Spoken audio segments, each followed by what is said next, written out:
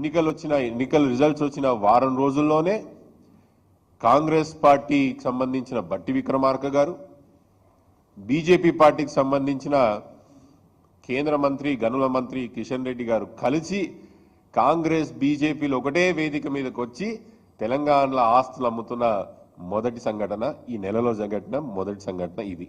ఒకటి.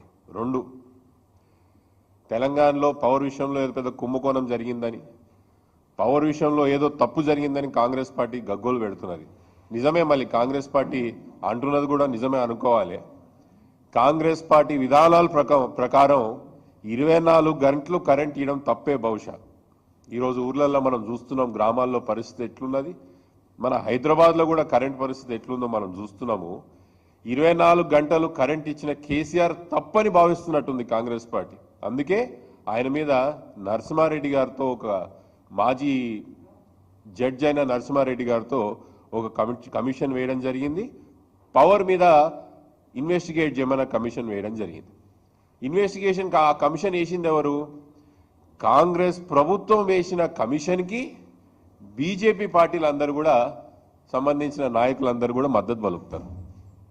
బండి సంజయ్ గారు, లక్ష్మణ్ గారు, బీజేపీకి సంబంధించిన పెద్ద పెద్ద నాయకులు ఎవరైతే తెలంగాణలో ఉన్నారో వాళ్ళందరూ కూడా కేసీఆర్ గారిని టార్గెట్ చేస్తూ కాంగ్రెస్ పార్టీ వేసిన కమిషన్ని బీజేపీ పార్టీకి సంబంధించిన నాయకులు మద్దతు పలుకుతూ కేసీఆర్ని టార్గెట్ చేసిన విషయం కూడా మనం అందరం చూసినాం. ఇది కూడా ఇదే నెలలో జరిగిన సంఘటన.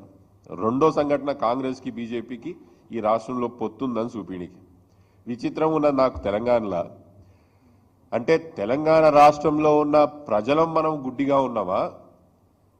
పాతకాలంలో ఉన్న ఎడ్డి తెలంగాణ మళ్ళీ తిరిగి వచ్చిందా? లేకపోతే అధికారంలో ఉన్న పార్టీలు ఇంకా తెలంగాణ ప్రజలు ఎడ్డోళ్ళు గొర్రెలు అనుకుంటుర్రా? నాకు అర్థమైతే ఇప్పుడు నేను మాట్లాడబోతున్న సంఘటన, తెలుగుదేశం పార్టీ ఎన్డీఏలో భాగస్వామ్యం, అవునా కాదా? ఆంధ్రాలో ఎన్డీఏతో కలిసి ఎన్నికలు కొట్లాడింది తెలుగుదేశం పార్టీ, బీజేపీతో కలిసి ఎన్నికలు కొట్లాడింది తెలుగుదేశం పార్టీ. ఢిల్లీలో ఈరోజు సంకీర్ణ ప్రభుత్వంలో ముఖ్యమైన పాత్ర పోషిస్తుంది తెలంగాణలో టీడీపీ పార్టీ. అట్లాంటి పార్టీ ఎన్నికలు గెలిస్తే కాంగ్రెస్ పార్టీ కండువా వేసుకొని, కాంగ్రెస్ పార్టీ బీఫామ్ మీద గెలిచి, కాంగ్రెస్ ప్రభుత్వంలో ఉన్న క్యాబినెట్ మినిస్టర్ తుమ్మల నాగేశ్వరరావు గారు స్వయంగా ఆయన్నే పోయి ఖమ్మంలో తెలుగుదేశం పార్టీ ఆఫీసులో సంబరాలు చేసుకున్నారంటే ఎంత సిగ్గు వదిలేసి ఉన్నారు ఈరోజు కాంగ్రెస్ పార్టీ నాయకులు, ఎంత సిగ్గు వదులుకో ఉన్నారు బీజేపీ పార్టీ నాయకులు అనేది మనం ఇది ఒక్క ఉదాహరణతోనే మనకు అర్థమవుతున్నది. తుమ్మల నాగేశ్వరరావు గారు కాంగ్రెస్ పార్టీ మినిస్టర్ అయ్యుండి కూడా ఎన్డీఏకి భాగస్వామ్యంలో ఉన్న తెలుగుదేశం పార్టీ ఆఫీసులో పోయి సంబరాలు చేసుకుంటే కూడా దాన్ని అడిగే నాదుడి రోజు తెలంగాణ రాష్ట్రంలో లేడు, కాంగ్రెస్ పార్టీలో లేడు. రాహుల్ గాంధీ గారు, నేను బహుశా మళ్ళీ తెలంగాణలో ఉన్న తెలంగాణ ఏదైతే టీపీసీసీ ఉన్నదో అది ఏఐసీసీలో భాగం కాదా అని అడుగుతున్నా నేను. లేదా మీరు ఇక్కడ సపరేట్ లైసెన్స్ ఇచ్చిర్రా? తెలంగాణ రాష్ట్రంలో కాంగ్రెస్ బీజేపీ, కాంగ్రెస్ ఎన్డీఏ కలిసి పనిచేయడానికి మీరు లైసెన్స్ సపరేట్ ఏమని ఇచ్చిర్రా తెలంగాణ రాష్ట్రంలో రాహుల్ గాంధీ గారు అని అడుగుతున్నాను. ఇదొక్కటి మీకు సరిపోదా? ఇదొకటే కాదు, ఇంకా విచిత్రం చెప్తా. అటు ఆంధ్రప్రదేశ్లో జరుగుతున్న విచిత్రాలు, ఇటు తెలంగాణలో జరుగుతున్న విచిత్రాలు చెప్తా నేను. తెలుగుదేశం పార్టీ బీజేపీతో పొత్తులో ఉన్నది, అంటే ఎన్డీఏలతో పొత్తులో ఉన్నది. ఎన్డీఏల నాయకులు ఎవరు? నరేంద్ర మోదీ గారు, ప్రధానమంత్రి గారు ఎన్డీఏ పార్టీకి ఈరోజు నాయకులు. తెలుగుదేశం పార్టీకి సంబంధించిన సోషల్ మీడియా ఎవరి మద్దతులో ఉండాలి?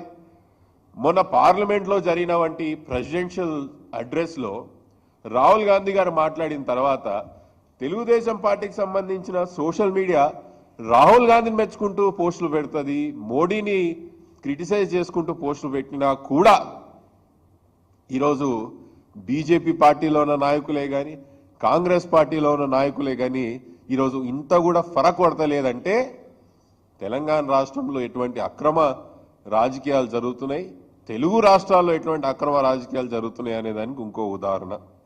అన్నిటికన్నా ముఖ్యంగా ఎన్నికల ముందు నుంచి చూస్తున్నాం. ఏది? అసెంబ్లీ ఎన్నికల ముందు నుంచి. అసెంబ్లీ ఎన్నికలు అయిపోయిన తర్వాత కూడా చూస్తున్నాం, ఇప్పుడు కూడా చూస్తున్నాం. ఒక ప్రచారం ఏంటంటే ఢిల్లీ లిక్కర్ పాలసీలో ఉన్న కేసును తప్పియడానికి కేసీఆర్ గారు బీజేపీతో లాలూచి పడ్డారు. అందుకే బీజేపీ మీద కొట్లాడతలేడని అప్పుడు అసెంబ్లీ ఎలక్షన్స్ అప్పుడు, లేదా ఎలక్షన్స్ అయిపోయినాక బీజేపీతో కలుస్తాడని అప్పుడు, ఇప్పుడు పార్లమెంట్ ఎలక్షన్ తర్వాత బిడ్డ జైలు ఉన్నది కాబట్టి బిడ్డను తప్పియడానికే పార్లమెంట్ సీట్లలో కాంప్రమైజ్ అయ్యింది బీజేపీతోనని కేసీఆర్ గారి మీద కాంగ్రెస్ పార్టీ పదే పదే ప్రచారం చేయడం మనం ఆ సంవత్సరం నుంచి చూస్తున్నాం. నిన్నటి వరకు నిన్న బెయిల్ పిటిషన్ కూడా కవిత గారిది రద్దయింది. 120 రోజులు దాటుతున్నది మా ఆడబిడ్డ జైల్లో ఉండి. నిజానికే బీజేపీతో మేము సంజాయిషి చేసుకొని ఉంటే, కాంప్రమైజ్ చేసుకొని ఉంటే కవితమ్మ ఎందుకు జైల్లో ఉంటుందని అడుగుతున్నాను. ఇవన్నీ ఎందుకు చెప్తున్నానంటే తెలంగాణ రాష్ట్రంలో కేసీఆర్ గారి మీద, తెలంగాణ ప్రజల మీద అక్కసు వెళ్లగట్టుకుంటున్నాయి ఈ రెండు జాతీయ పార్టీలు. టీఆర్ఎస్ బీఆర్ఎస్ పార్టీని, కేసీఆర్ గారిని రాజకీయంగా ఇబ్బంది పడితే ఈ తెలంగాణ రాష్ట్రంలో ప్రజలు కూడా ఇబ్బంది పడతారు అనే విషయం ఎప్పటి నుంచో చెప్తున్నాం, మళ్ళీ చెప్తున్నాం. బీఆర్ఎస్ పార్టీ తెలంగాణ రాష్ట్రంలో తెలంగాణ యొక్క ప్రజల యొక్క శ్రేయస్కోలే కవచము. ఆ పార్టీని నాశనం చేయాలా, నాయకత్వం నాశనం చేయాలని రెండు పార్టీల యొక్క అక్రమ సంబంధం మీకు చెప్పే ప్రయత్నం చేస్తాను. ఇంకోటి కూడా అడుగుతారు మీరు, అరే మీరు రేపైనా కూడా బీజేపీలోకి పోవచ్చు కదా, ఈ రోజు కూడా ఏమున్నదని. ప్రధానమంత్రి గారి యొక్క ప్రమాణ స్వీకారం కార్యక్రమానికి స్వయాన కేసీఆర్ గారిని పిలిస్తే కూడా కేసీఆర్ గారు ప్రమాణ స్వీకారం కార్యక్రమానికి పోలేదు. నిజానికి బీజేపీతో లాలూచి పడింటే, భవిష్యత్తులైనా బీజేపీతో కలిసి పనిచేయాలనే ఆలోచన ఉంటే కేసీఆర్ గారికి నిజంగా ఆ రోజు పిలుపు వచ్చినప్పుడు ప్రధానమంత్రి గారి యొక్క స్వేరింగ్ ఇన్ సెరమనీకి పోయి ఉండేవాడు కదా, ప్రమాణ స్వీకార కార్యక్రమానికి పోయి ఉండేవాడు కదా. అది పక్కన పెట్టండి. చాలా స్పష్టంగా బీజేపీ చెప్తున్నది, ఎవరైనా కొత్త మిత్రులు వస్తే మేము ఇప్పుడు ఎన్డీఏలో చేర్చుకోవడానికి సిద్ధంగా ఉన్నామని. ఈరోజు మాకు లోక్సభలో సీట్లు లేకపోయినా రాజ్యసభ ద్వారా మేము యూనియన్ క్యాబినెట్లో పోయే ఒక అవకాశం కూడా మాకుండే, అయినా కూడా కేసీఆర్ గారు బీజేపీ పార్టీతో పనిచేయడానికి సిద్ధంగా లేరు కాబట్టే ఈరోజు దూరంగా ఉన్నాం. కానీ ఇంకో దిక్కు బిడ్డను జైల్లో పెట్టుకున్నాడు, పార్టీని ఇబ్బంది పెడుతుంది బీజేపీ, తెలంగాణ రాష్ట్రాన్ని ఇబ్బంది పెడుతుంది. తెలుగుదేశం పార్టీని వాడుకుంటూ తెలంగాణ ఉన్న ప్రయోజనాలు, తెలంగాణ ప్రజల యొక్క ఆత్మగౌరవాన్ని మళ్ళీ రోజు రోజుకి ఇబ్బంది పెట్టే ప్రయత్నం బీజేపీ కాంగ్రెస్ చేస్తున్నా కేసీఆర్ గారు గట్టిగా ఒక దిక్కు నిలబడితే, ఇది ముఖ్యమంత్రి గారు నిన్న ప్రధానమంత్రి గారితో ఎన్నికలు అయిపోయిన తర్వాత కాంగ్రెస్ ముఖ్యమంత్రి బీజేపీ ప్రధానమంత్రితో ఇది కలిసింది 3వసారో 4వసారి నాకు తెలిసి. మనం ఒకప్పుడు చిన్నప్పుడు అప్పుడు ఆంధ్రప్రదేశ్లో ఉన్నప్పుడు మనకు నంది అవార్డ్స్ అని ఉండేవి. నంది అవార్డ్స్ అంటే ఏంటంటే అరవీర భయంకరంగా యాక్టింగ్ చేసి ప్రజల్ని బాగా నమ్మించి నటన ద్వారా ప్రజలని బాగా ఎంటర్టైన్ చేసిన వాళ్ళందరూ కూడా ఆ రోజు మనం నంది అవార్డ్స్ ఇస్తుంటే, ఈరోజు నాకు ఈ సంఘటన చూస్తుంటే తెలంగాణ యొక్క చిహ్నం కాకతీయ తోరణం, తెలంగాణలో ఒక చిహ్నం లేదా కనీసం చార్మినార్ అన్న మనం ఎప్పుడన్నా ఇస్తుంటివి. ఈరోజు ముఖ్యమంత్రి గారు, ఉప ముఖ్యమంత్రి గారు మోదీ గారికి పోయి మళ్ళీ మోదీ గారు ఇద్దరికి ఒకరికొకరు బహుశా చెప్తున్నట్టు మీరు దేశాన్ని బాగా మోసం చేస్తున్నారని మోదీ గారేమో తెలంగాణ ప్రజల్ని మీరు బాగా మోసం చేస్తున్నారని రేవంత్ రెడ్డి గారికి, బట్టి విక్రమార్క గారికి అందరం కలిసి తెలంగాణ ప్రజల్ని బాగా మోస్తున్న ఒకరికొకరు నంది అవార్డ్స్ ఇచ్చుకున్నట్టు ఉన్నది. నాకు అరవీర భయంకరంగా యాక్టింగ్ చేసి ప్రజల్ని బాగా మోసం చేస్తున్నాం, తెలంగాణ ప్రజల్ని మన ఇద్దరం కలిసి బాగా అవలా చేస్తున్నాం, ఒకరికొకరు శబాష్ చెప్పుకుంటూ ఒకరికొకరికి నంది అవార్డ్స్ ఇచ్చుకున్నట్టున్నది. నాకు తెలంగాణ ప్రజల్ని ఆషామాషిగా వేయొద్దు. చాలా గణనీయమైన చరిత్ర తెలంగాణ ప్రజలది. ఆ రోజు సాయుధ పోరాటం ద్వారా ధైర్యం అంటే ఏందో తెలియని వాళ్లకు తరతరాలుగా ఆ రోజు పెత్తందారి వ్యవస్థ కింద నలిగిపోయిన తెలంగాణ సమాజం కూడా తెలంగాణ విషయంకి వచ్చేటప్పటికీ, వాళ్ళ ఆత్మగౌరవం విషయంకి వచ్చేటప్పటికీ కట్టెలతోనో రాళ్లతోనో తిరగబడ్డే ఒక చరిత్రలు సాయుధ పోరాటం. 69వ సంవత్సరంలో జరిగినటువంటి తెలంగాణ ఉద్యమం కూడా ఆ రోజు విద్యార్థులకే కానీ ఆ రోజున ఉద్యోగులకే కానీ అన్యాయం జరుగుతుందని తిరగబడి ఆ రోజు గట్టిగా ఉన్న ఆంధ్ర సీమాంధ్ర పెత్తందారి వ్యవస్థకు వ్యతిరేకంగా కొట్లాడింది తెలంగాణ సమాజం. తెలంగాణ పౌరుషం, తెలంగాణ యొక్క ఉద్యమం లేదు, తెలంగాణ రాష్ట్రం రాదు అన్న ఒక సమయంలో కూడా అన్ని పార్టీలు, అన్ని వ్యక్తులు తెలంగాణ విషయానికి వచ్చేటప్పటికి ఒకటై కొట్లాడి తెలంగాణ రాష్ట్రాన్ని సంపాదించిన ఒక ఘనత, గొప్పతనం మన తెలంగాణ సమాజాన్ని, తెలంగాణ రాష్ట్రాన్ని. ఒకవేళ ఎవరైనా ఈ ఎడ్డి జనాలు కదా, గుడ్డి జనాలు కదా, మనం ఏమి చెప్తే అది టెంపరీగా నడుస్తుంది కదా, నడిపిద్దామని ఎవరైతే అనుకుంటున్నారో తెలంగాణ సమాజం అంత గుడ్డి సమాజం ఏం కాదు. అవసరం ఉన్న రోజుల్లో ఈ రెండు జాతీయ పార్టీలని ముమ్మాటికి చెట్టు కట్టేస్తాయి. రాజకీయపరమైన పెద్ద శిక్ష మాత్రం బ్రహ్మాండంగా పడుతుందని చెప్పి మీ అందరూ మనకు చేస్తున్నాను. Thank you. ఇది వదిలేసిపోనా, వదిలేసిపోనా? అందుకే వదిలేసిపోనా అని అడుగుతున్నా. చూపిమంటాం మళ్ళొకసారి. ఒక విషయం చెప్పమంటారా? రాహుల్ గాంధీ గారు గత 3-4 నెలల నుంచి పార్లమెంట్ ఎన్నికల సమయం ఆసన్నమైనప్పటి నుంచి మనం ఒక కొత్త ట్రెండ్ చూస్తున్నాం. ఆయనలా కొత్త ట్రెండ్ ఏంటంటే, ఎక్కడికి పోయినా ఒక రెడ్ కలర్ రాజ్యాంగం పుస్తకం, కాన్స్టిట్యూషన్ బుక్ పట్టుకుని తిరుగుతూ నరేంద్ర మోదీ గారు రాజ్యాంగాన్ని మారుస్తారని, రాజ్యాంగాన్ని సంపూర్ణంగా పక్కలు పెట్టేసి ఓ డిక్టేటర్ వ్యవస్థను దేశంలో తీసుకొస్తాడు, దాన్ని మేము కాపాడే ప్రయత్నం చేస్తాము, రాజ్యాంగమే మా బైబిలు, రాజ్యాంగమే మా గీత, రాజ్యాంగమే మా ఖురాన్, రాజ్యాంగం is final, constitution is final for us అని చాలాసార్లు మనం వినడం చూసినాం రాహుల్ గాంధీని. ఆ రాజ్యాంగం మటుకు మన పార్లమెంట్లో కూడా మాట్లాడారు.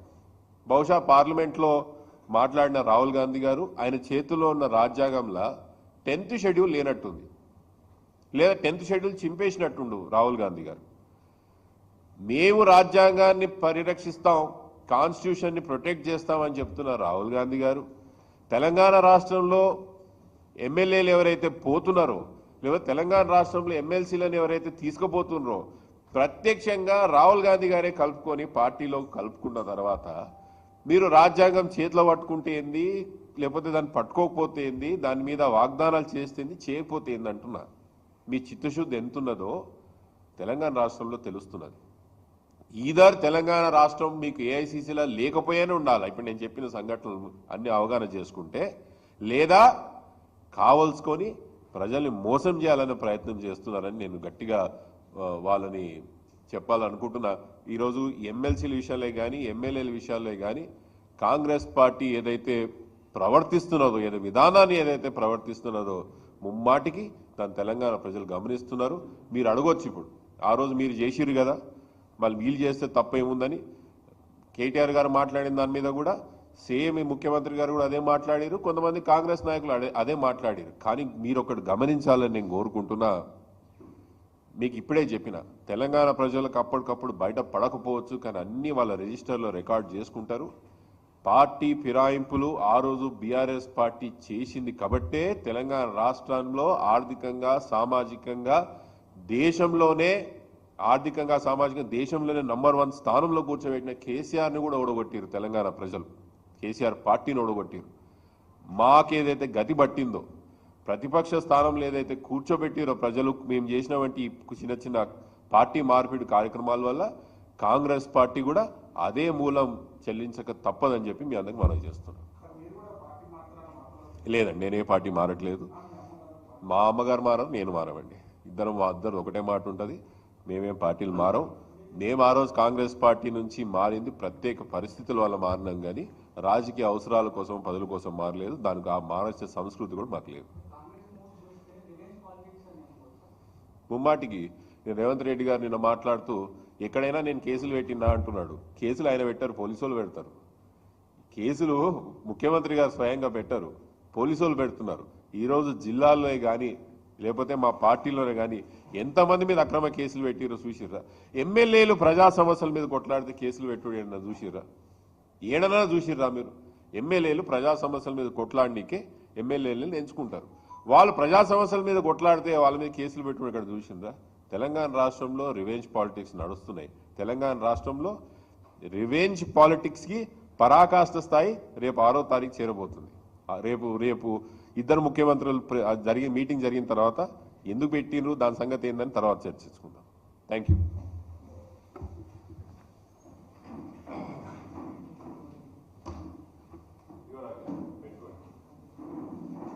పెట్టాలని మీ ద్వారా తెలంగాణ సమాజంలో మీ ద్వారా